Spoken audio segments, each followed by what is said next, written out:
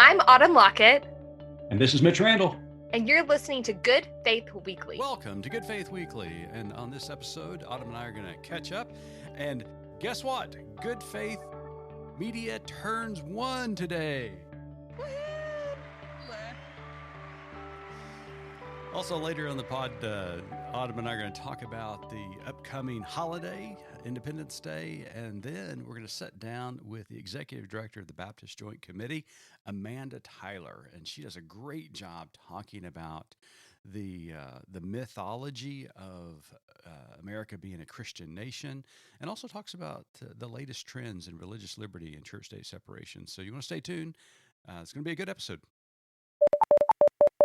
I'm Reverend Starlette Thomas, a womanist in ministry and the host of a new podcast, The Raceless Gospel, from Good Faith Media. We're going to talk about that taboo trinity, race, religion, and politics. Season 1 of The Raceless Gospel has 5 episodes, 5 Sundays, if you will. We're going to take you to church each episode. We're going to talk about the sticks and stones, the skin and bones of Christian discipleship through the structure of a church service. And each episode, we're joined by a special guest who will bring a word. The Raceless Gospel Podcast. 5 episodes, all available March 22nd. I'm your podcast pastor, Reverend Starlette Thomas. Join us as we march into and beyond race, religion, and politics.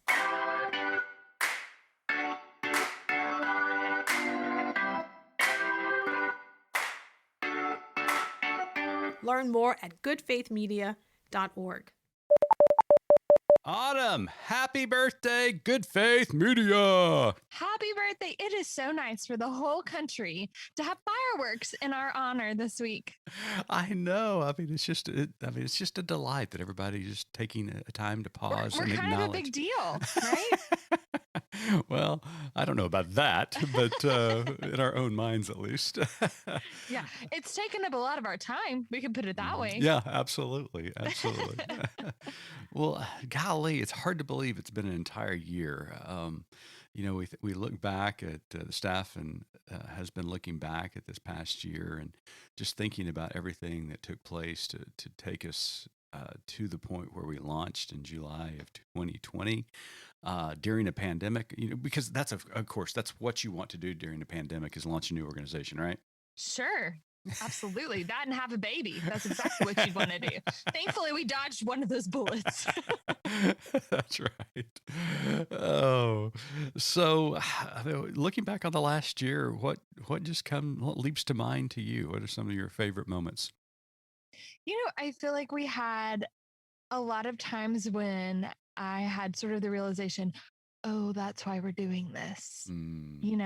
Through the election, through last summer of, Black Lives Matter rallies and things happening, through our Palestinian situation that's been happening, through listening to the stories of LGBTQ plus folks, through walking alongside pastors who are going through a really hard time right now. I just had so many of those moments that were like, oh, that's what we're doing. Yeah. What about you? Yeah, there's so many. And, as we were trying to recap everything we've done this first year, just is really remarkable the amount of content that Good Faith Media has produced. Oh my gosh. And all that has to do with what a great staff we have.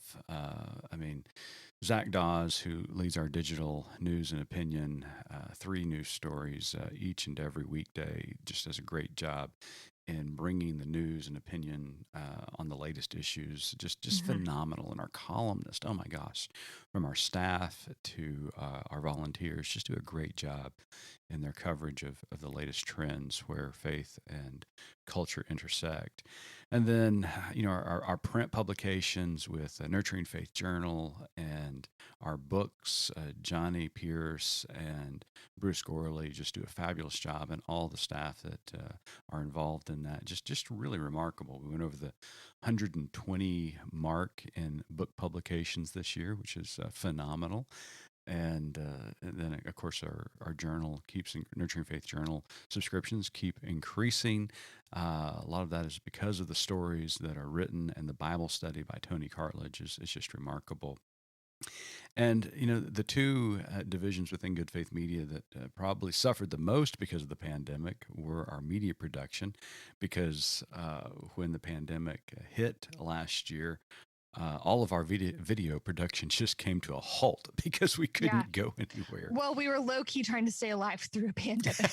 So we had a little bit of an excuse. That's exactly right. But we were able to pivot, and we pivoted so well into the podcast world. And we launched Good Faith Weekly over a year ago before the launch of Good Faith Media, but certainly was in conjunction with it. And then now we've got 8 podcasts in our family of podcasts, which is remarkable. It is. Yeah. It reminds me a little bit of our family. One day I looked up and there were 4 kids at our dining table and I was like, wait, that escalated quickly. What happened? And I, as someone who, sort of runs the platforms, after Cliff does all of his beautiful artistic work of putting these beautiful podcasts together, it's a lot to manage. There's a lot, of stories being told that we are truly living out. There's more to tell. Yeah, absolutely. And then our experiences. I mean, we haven't been on an experience or taken a group anywhere within the last year because of travel restrictions. So it's really nice to look forward and being able to take people to Yellowstone and Glacier National and all these great national parks, encouraging them to unplug from media, which sounds strange from a media company, but to unplug and to get in tune with you and take care of your emotional, spiritual, and mental health, we think is very important.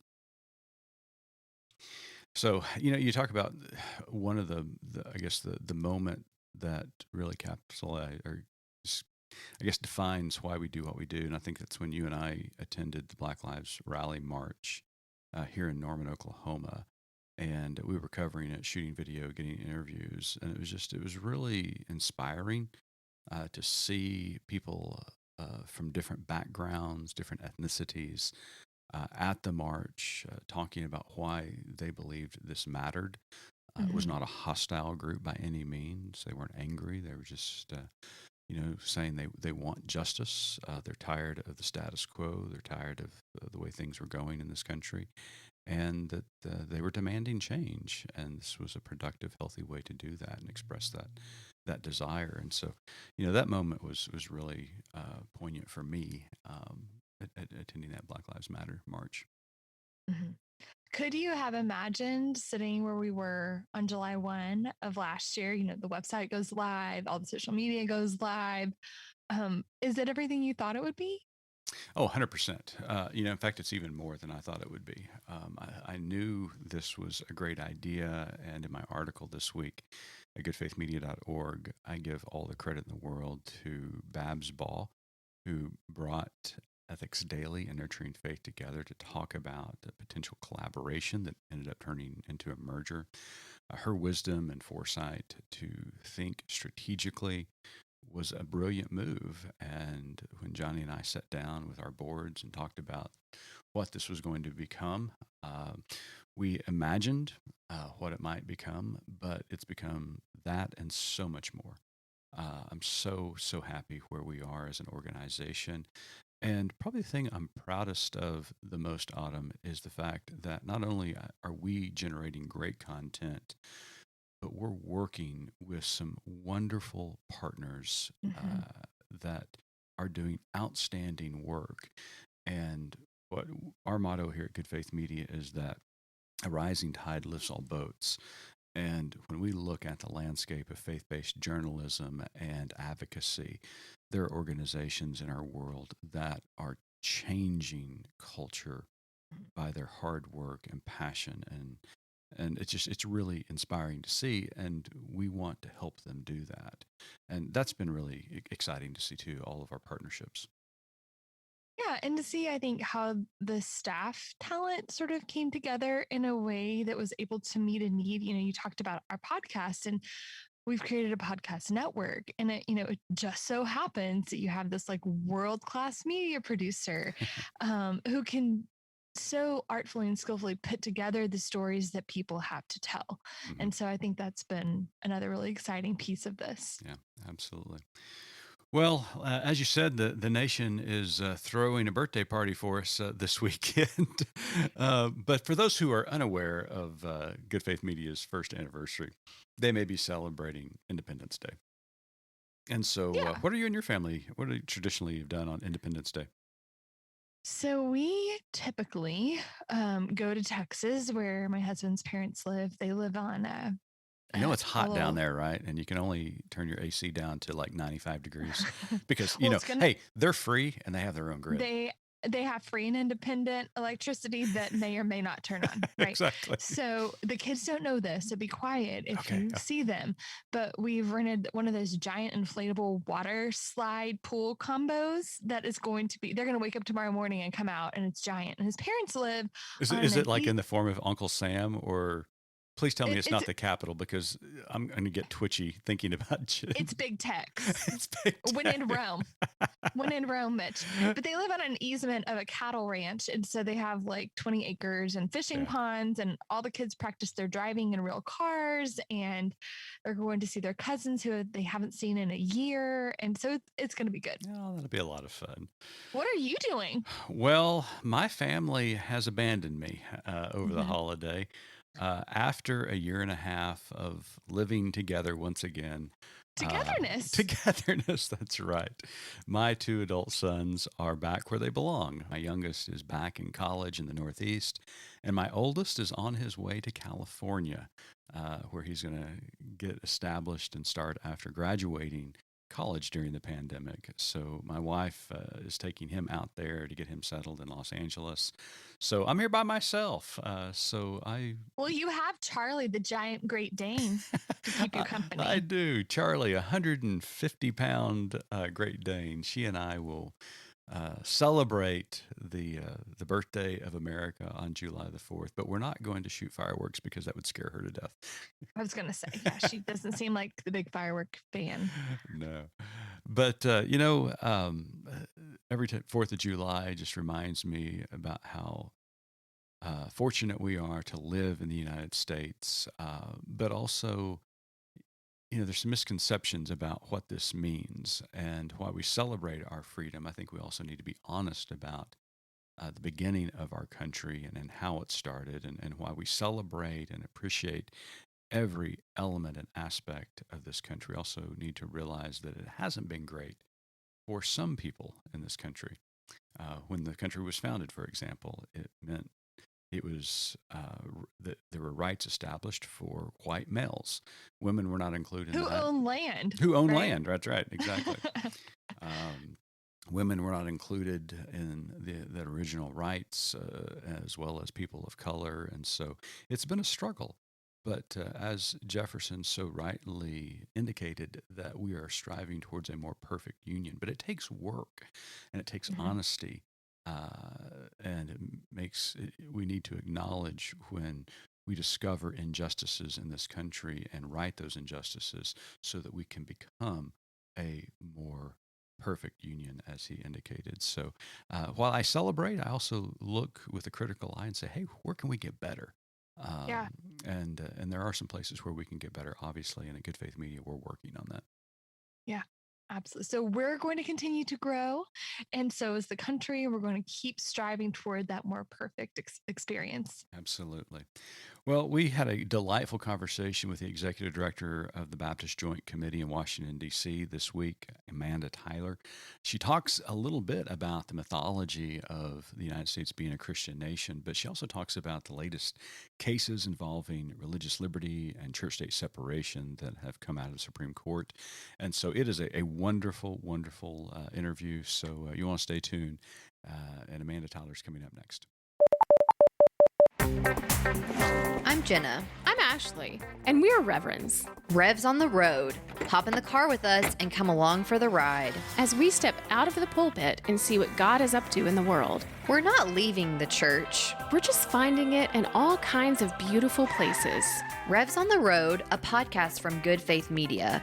We travel the country From the comfort of our place in Dallas for now, and catch up with beautiful people doing God's work, advocating for disability rights, healing from church hurt and spiritual abuse, promoting mental health and the power of community. integrating spirituality and art, working for racial justice, and so much more. We've got red light rants, pit stops, and detours. Faith is a journey, and we're on it. So ride along with us. The Revs. On Facebook, Twitter, and Instagram at Revs on the Road. And go ahead and subscribe to the podcast on your favorite platform. We start dropping episodes in June. I'm Jenna. And I'm Ashley. We're Revs on the Road, a podcast from Good Faith Media. Learn more at goodfaithmedia.org. Welcome back to Good Faith Weekly. On this episode, we've got a very special guest all the way from our nation's capital in Washington, D.C. Amanda Tyler is Executive Director of the Baptist Joint Committee. She leads the BJC as it upholds the historic Baptist principle of religious liberty, defending the free exercise of religion, and protecting against its establishment by government.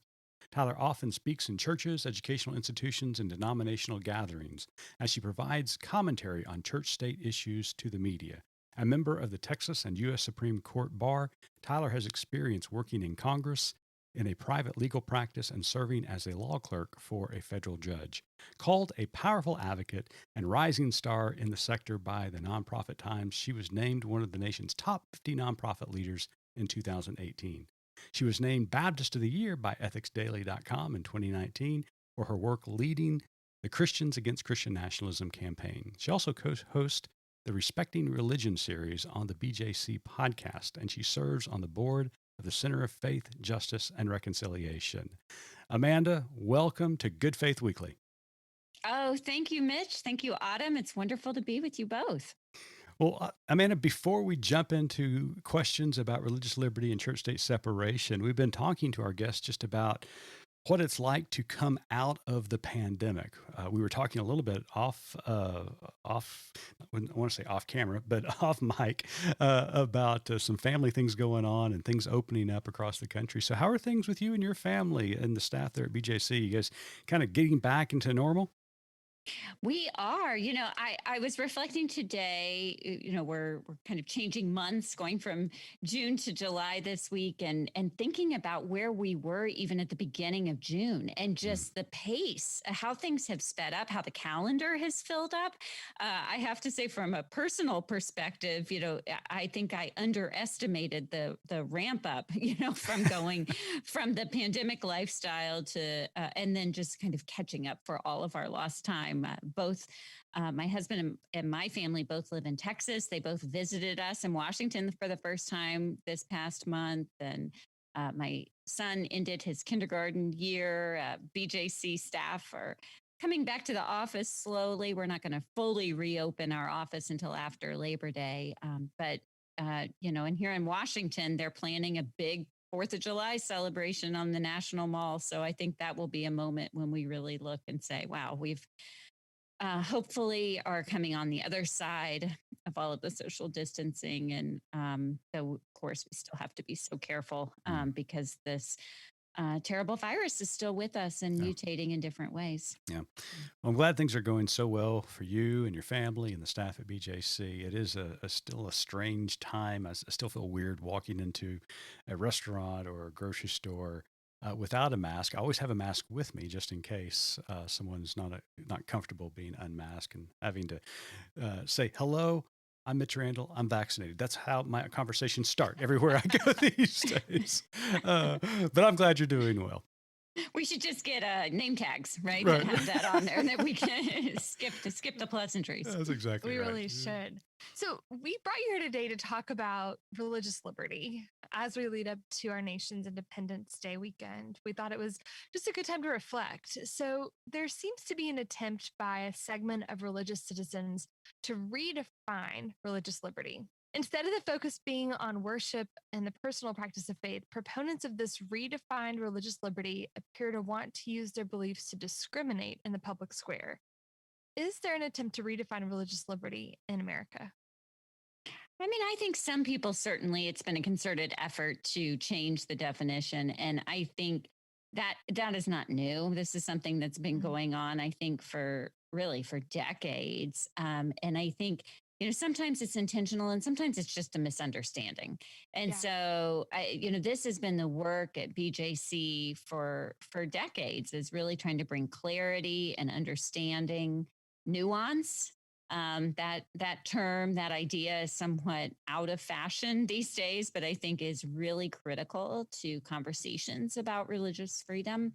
They're rarely, all one way or the other. There's a lot of understanding that's needed when we talk about religious freedom. And I think and I'll use those terms interchangeably, religious freedom and religious liberty.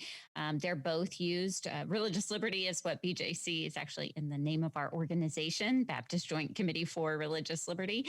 But they mean the same thing. And for us, religious liberty or religious freedom means the freedom to believe or not believe, and the freedom to act on those beliefs without the unnecessary interference of government. And that last clause is really important, that there are some times when the government has to step in to stop our practice, to stop the actions on our beliefs. And that's because we live in a pluralistic society. That's because there's a lot of difference in the way that we practice our religion. And if everyone had an unfettered right to practice their religion in any way, then they would very soon trample on the rights of their neighbors. Mm-hmm. And therefore we would lose religious freedom. And so understanding that when those actions and those values come into conflict, and figuring out how to arbitrate between those. And sometimes they end up in the courts, all the way up to the Supreme Court. Sometimes they can be settled in ways short of litigation. But those are the questions that animate religious freedom. And I think having some of that understanding, some of that nuance is really key. And so, in your question, are people trying to redefine it? I think sometimes they are. And where they go afoul is when they say, well, it's my religious liberty to blank. Well, that's the start of the conversation. That's not the end of the conversation. Mm-hmm. And so this idea of this unfettered ability to do whatever you want to do and just claim it as your religious freedom is really a redefinition of what that means, what our founders meant when they enshrined this right in our founding documents. And it's that better understanding that we at BJC are working day in, day out, week in, week out to try to bring some understanding to that to our broader world. Mm-hmm. Amanda, do you think it would be fair to say maybe instead of redefining religious liberty or even trying to define it, it's an interpretation or reinterpretation? And it's something that is constantly going on since the founding of the country. I remember your predecessor, Brent Walker, often talking about the metaphor of the wall separating church and state. And while it's a wonderfully splendid metaphor, sometimes we get confused because we think it's stagnant. And throughout history, that wall has moved from time to time as culture has changed, as the country has changed, and our ability to apply the First Amendment to each one of these circumstances that arise as the country continues to get older. And so do you think it's more kind of an interpretation, trying to help people interpret what religious liberty is, church-state separation is, and how to apply that interpretation? Because I just think of it kind of like as a pastor, my job is not to tell people what the Bible says as much as help them understand an interpretation of it and how to apply that interpretation to it. Oh, I think that's a really excellent point, Mitch. And of course, you served BJC so well as a longtime board member and board chair. And so I know that you know these conflicts really well. And I think that idea of a reinterpretation is really important. Religious freedom is not an idea that's ensconced in amber, that we can go look at in a museum. It's something that has changed as the country has changed over these many years. I referenced our founding documents. Those are very much an ideal, one that was not realized, certainly at the time when the documents were written, and is not still fully realized. And it's up to each generation to analyze and think about religious freedom in our current context, and how can religious freedom best be served, right? nothing's perfect, and we're going to do the best that we can when these rights come into conflict. But if we keep our eye on how can this best be served for everyone, and sometimes in the particular context, that might be a curtailing of individual rights when necessary in order to serve the value of religious freedom for everyone. And that's a balance that we as Americans, and a lot of this talk, of course, religious freedom is also a global idea, but most of our work at BJC is focused in the American experience. But this is an idea that we as Americans are very familiar with. We live in a society, right? And so we have to balance rights. We have to learn how to live peaceably together. And for some, I feel like religious freedom and their interpretation has taken on this absolutist quality in a way that really is at odds with communal living and living in a diverse society like we do as Americans. Very well said. Thank you for that. Well, as both of you indicated, the July 4th holiday is this weekend, this Sunday. Americans all across the country are going to be celebrating the country's birthday. Last weekend here in Norman, Oklahoma, where Autumn and I live, we were graced with the presence of David Barton, who's an infamous Christian nationalist arguing that the United States was founded as a Christian nation. Amanda, let's just go ahead and put this myth to bed right now. What is the truth regarding the founding of this country? Obviously, it was influenced by the Christian faith, but also so many other faiths. But how was America formed? Was it formed as a Christian nation? And then the follow-up question is, tell us a little bit about your work regarding this in a movement that you spearheaded about 3 years ago. Yeah. So I have to, like a lawyer, I have to say, what do you mean by Christian nation? Because I think people mean that in different ways. Was our country founded at the time of the founding, did a majority of people in power associate themselves with the Christian religion in some way and claim it in some way? Probably. Although when you actually look, historians have looked at church attendance, it was quite low in the founding period, by the way. Same could be said today, Amanda. That's so very unlike today. True. But, I'll give them that, right? Are we a Christian majority nation? Yes, but that's not usually what they mean when they say Christian nation. Instead, they mean that the country was founded by Christians in order to privilege Christianity in some way. That some people who claim that say that our founding documents, the Declaration of Independence and the Constitution, were actually divinely inspired. They say that God has a special providential role for America in world history, that God had that at the time and that we're continuing to live into that. And all of those, I would say, an emphatic no, that the United States is not a Christian nation. Those who perpetuate this myth, and David Barton is chief among them, really work on mythological history, cherry picking anecdotes and putting them together, setting up straw men and then tearing them down to tell a story that sounds compelling and interesting but is really not true.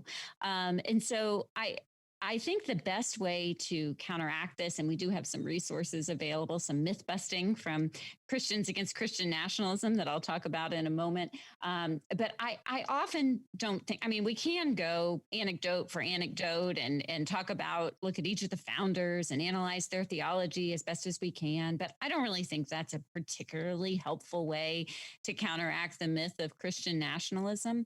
Instead, I point to the founding documents and specifically to the U.S. Constitution, Article 6 of the U.S. Constitution, that there's only one place in the actual Constitution that religion or religious is mentioned at all. It's Article 6, no religious tests for public office.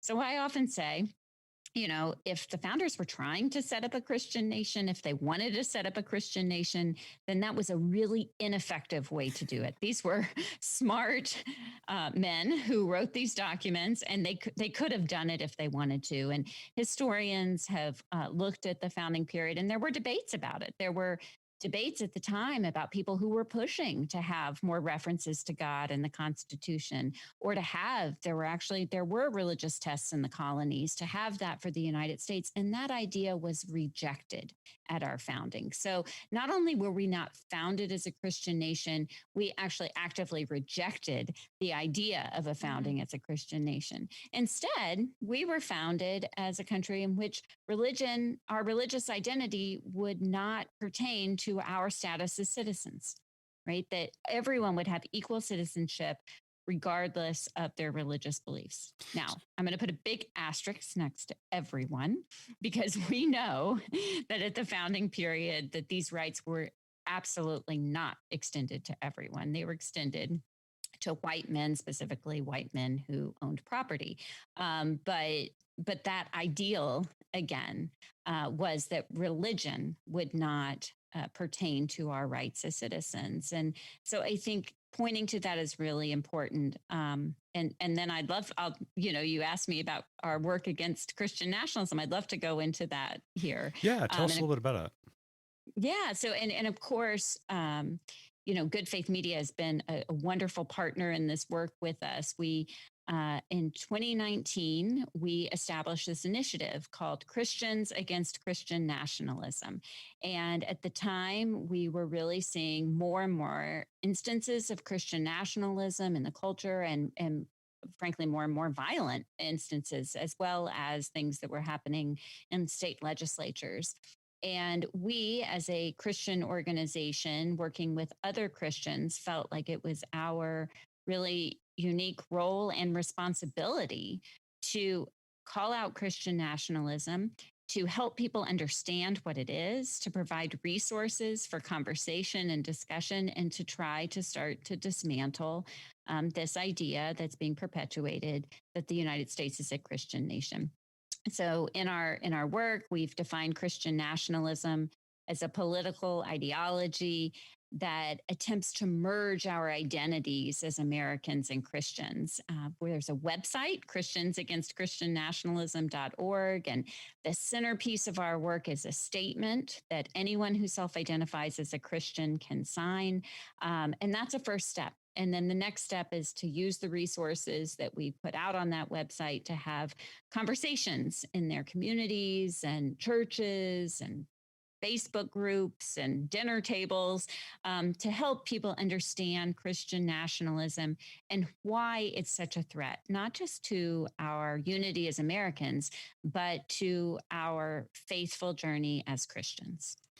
I appreciate that answer so much, because there's so many people in our world, and Autumn and I live certainly in the heart of the Bible Belt, that struggle with the idea that you have to believe in Christian nationalism to either be a good Christian or to be a good patriot. And the movement of Christians Against Christian Nationalism and the proper definition and translation or interpretation of religious liberty from BJC's perspective is simply saying, you can believe that America was not founded as a Christian nation. It does not make you unpatriotic by any means, and it doesn't make you less of a Christian. That you can believe those and still be who you are and love God and practice your faith freely and openly in this country, while at the same time respecting the ability of other people to practice or not practice their faith as their conscience dictates. So that was a lovely answer. Thank you so much. Mm-hmm. Thanks. The BJC has placed an emphasis on freedom within the African American community. It hosted a fierce freedom conversation against the backdrop of Juneteenth celebration. Can you tell us a little bit about your work with freedom and racial justice? Oh, I'm so glad you asked about this, Autumn, because this work that we're doing around reimagining the mission of BJC at the intersection of religious freedom and racial justice is really animating my work, animating the work of my team here at BJC, and providing a clear vision for where we're headed in this next phase of our work. So, this year I'll throw in BJC is celebrating our 85th anniversary. And part of what we're doing at 85, of course, we're looking at our past with grateful hearts but also wide open eyes at where we have had shortcomings in our past. And our BJC board has a committee on race and religious liberty that's been working for the past couple of years, really taking a hard look at our history and places where we have not been fully inclusive as an organization. At our founding back in the 1930s, we were a group that brought together Southern Baptists, Northern Baptists, and National Baptists. National Baptist Convention being a predominantly African American convention. And, we have told that story for many years. And when you look more closely at our history, we have found that our Black brothers and sisters were not welcomed as equal partners at the table during that time. And we are approaching this history with a real sense of repentance. And not only, the harm that was caused by BJC not being fully involved in the civil rights movement, for example, at that time, and somewhat narrowly defining our idea of what religious freedom meant during that time. But we're also thinking about how much we missed by having a narrow view of religious freedom and not having their voices and perspectives fully considered at the table. And so as we celebrate 85, we are determined not to repeat those mistakes for the future. And now is the time for us to boldly tell this truth. And this has been the theme for our work this year, that religious freedom has been white too long. And that quote is a quote from "White Too Long" is a phrase that James Baldwin wrote in the New York Times in 1969, and then in turn inspired Robert P. Jones in a book that he wrote last year called "White Too Long," and talking about white supremacy in American Christianity. And so inspired by that work, we've been thinking, in what ways have our conceptions of religious freedom, both intentionally and unintentionally, centered a white experience? And are there ways that we can make space for other voices to share their experiences of religious freedom?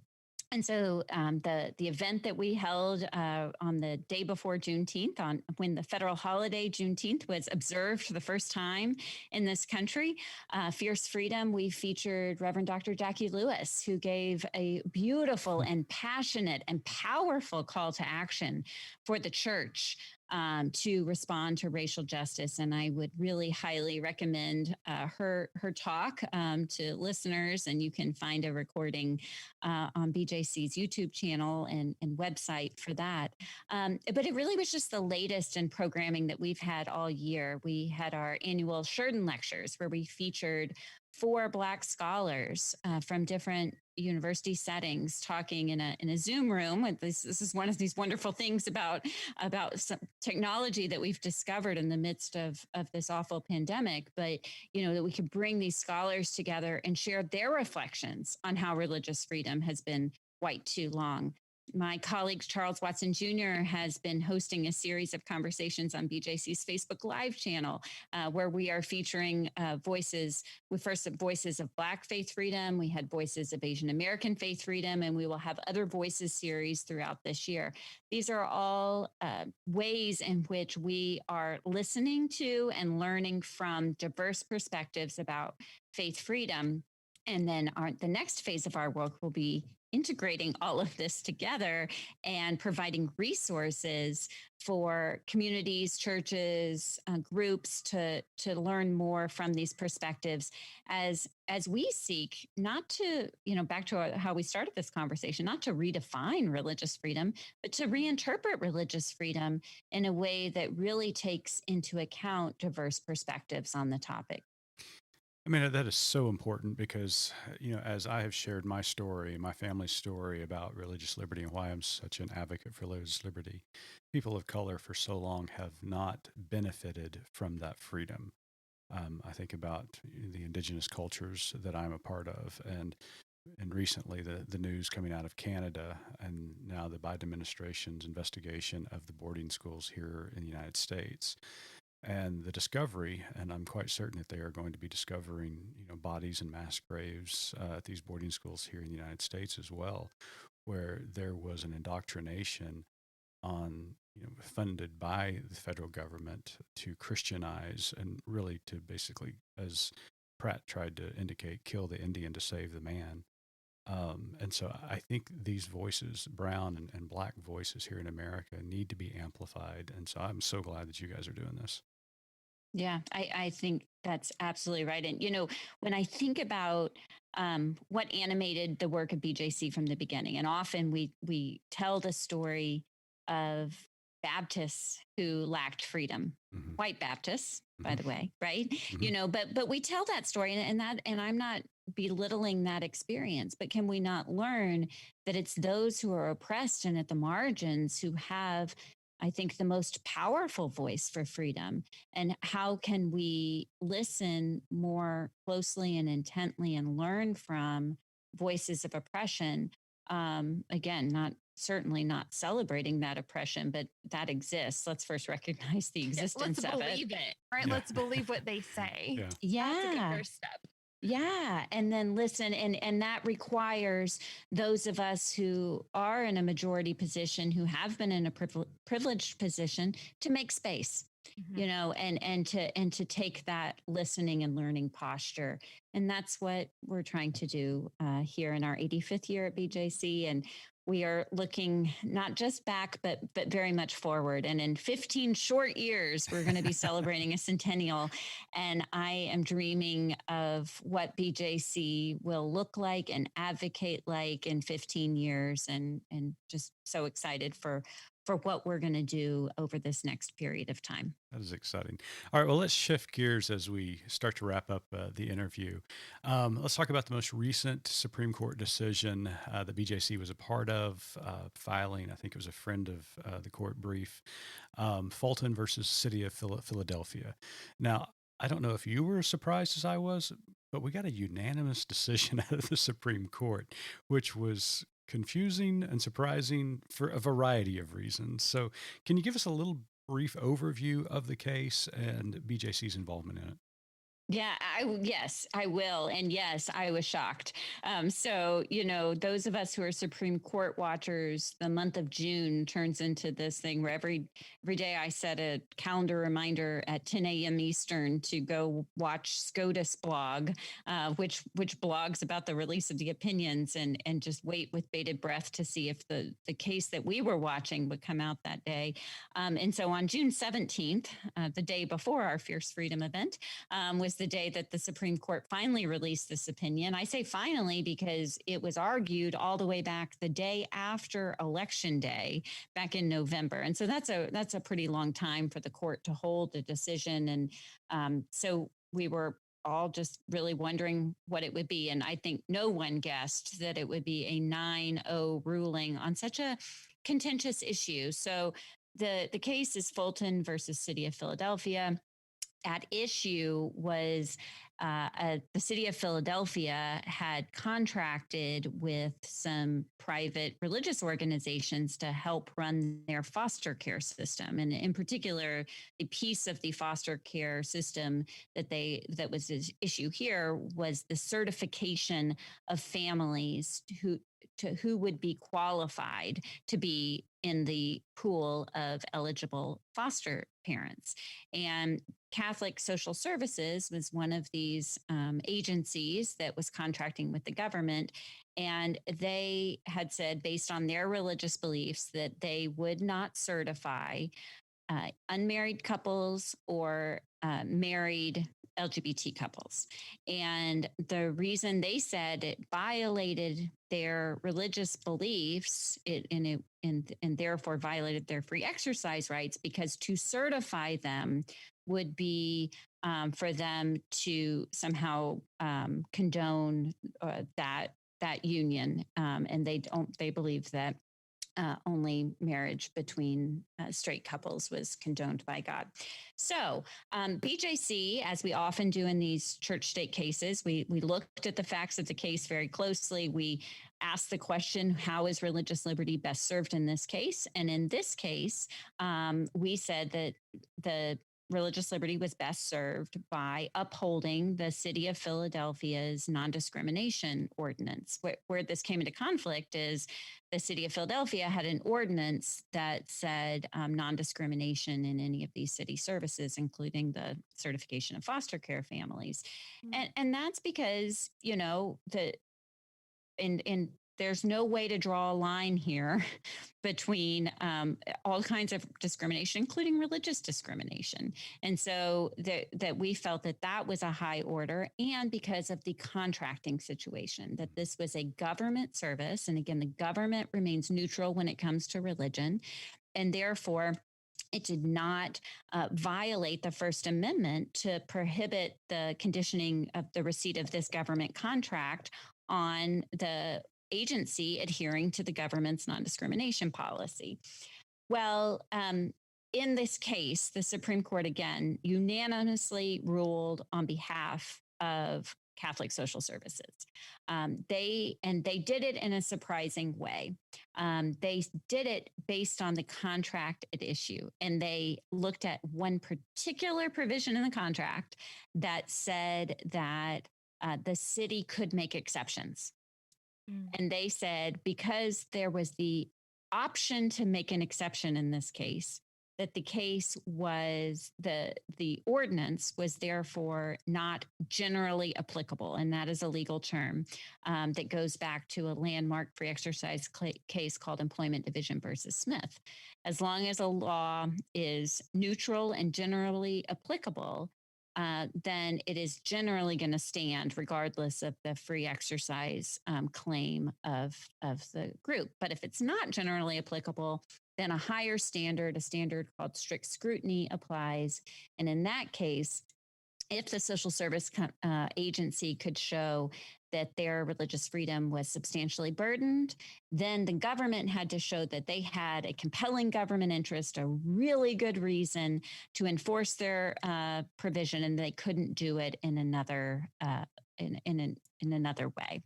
So this is a lot of jargon here, but I think what I can kind of cut to the chase and say, I think that the Chief Justice Roberts, who wrote the majority opinion in this case, really wanted to keep the court together. He really didn't want to see a splintered decision in this case. He did not want Justice Alito, who wrote a 77-page concurrence. He did not want, which is a really long opinion for someone who didn't, for something that is just kind of showing his ideas and not something that's going to be law here. We've all interviewed preachers before, Amanda. You understand. You understand that. Yep.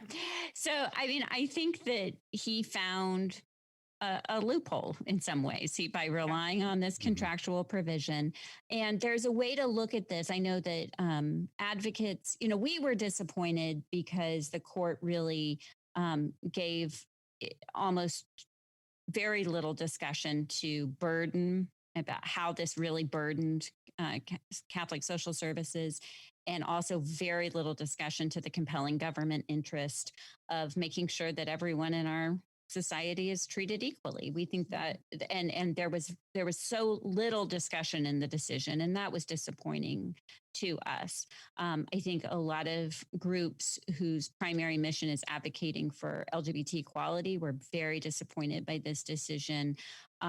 Although I think they also thought that it could have been much worse. For instance, if Justice Alito's concurrence was actually the majority opinion. So there were a lot of mixed emotions coming out of this. And I think one really good thing for religious freedom here, back kind of to the top of our discussion, is finding ways to balance rights in our society. And the court found a way to do that. In this case, they left for another day all these other disputes that are out there. And so, in some ways, a lot of people are calling this a narrow decision because it is so focused on this contractual provision. And so I think this dispute is not resolved in any way.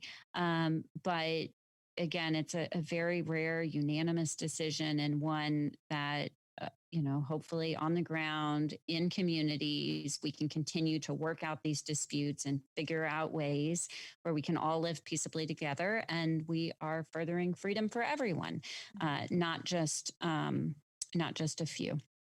Yeah, and you bring up another excellent point for those of us who, read Law for Dummies for occasion, is that when the larger populace hears about these decisions, how important it is to really look at what the justices are saying in their opinions and dissents, because that's kind of where the rubber meets the road and where you can find the details of their decision. It's not oftentimes it's just not there's not just a clear winner and loser in some of these cases. Mm-hmm. There are some nuances that have to be defined and understood within each of these cases. So you brought that to light very, very well. Well, and one more point very fast. If listeners really do want to get into those details, I want to commend my colleague, Holly Holman. She wrote a piece for SCOTUS blog. I mentioned that earlier. This is really one of the leading places that court watchers go. She wrote an analysis of the opinion for a symposium, an online symposium they did, and I would really recommend that piece to understand even better the nuances of this case. Well, it certainly appears that there's not going to be a slowdown in your work, Amanda, and the BJC. Lots of things on the horizon, and we are applauding you over here at Good Faith Media for all the good work that you and your colleagues do at BJC. And we appreciate your time with us today. But before we let you go, Autumn's got one last question for you. Our tagline at Good Faith Media is "There's more to tell." So in light of everything that we've talked about here today and the important work BJC is doing, what is your more to tell? My more to tell is that protecting religious freedom takes all of us. And I really want to invite listeners to go more deeply with us at BJC, to sign up to get our action alerts at bjconline.org, and also to check out our many resources at christiansagainstchristiannationalism.org. This month, we have a brand new curriculum coming out that can be used in churches and small groups to talk about Christian nationalism. So they can go there and find that this month. And we also will be hosting another webinar that talks specifically about Christian nationalism and racism with some leading authors on the topic. So check out christiansagainstchristiannationalism.org and join us as we talk more about this troubling ideology and try to dismantle it. Amanda Tyler is Executive Director of the Baptist Joint Committee, and we are just such a fan of the BJC, and we applaud all the work you're doing. Amanda, thank you so much for spending time with us today. Oh, thank you. So pleased to be your partner in this work. And to our listeners, we want to thank you for tuning in to Good Faith Weekly, as always. And until next time, first of all, have a wonderful, happy Independence Day this weekend. And when Autumn and I reconvene next week, keep living good faith.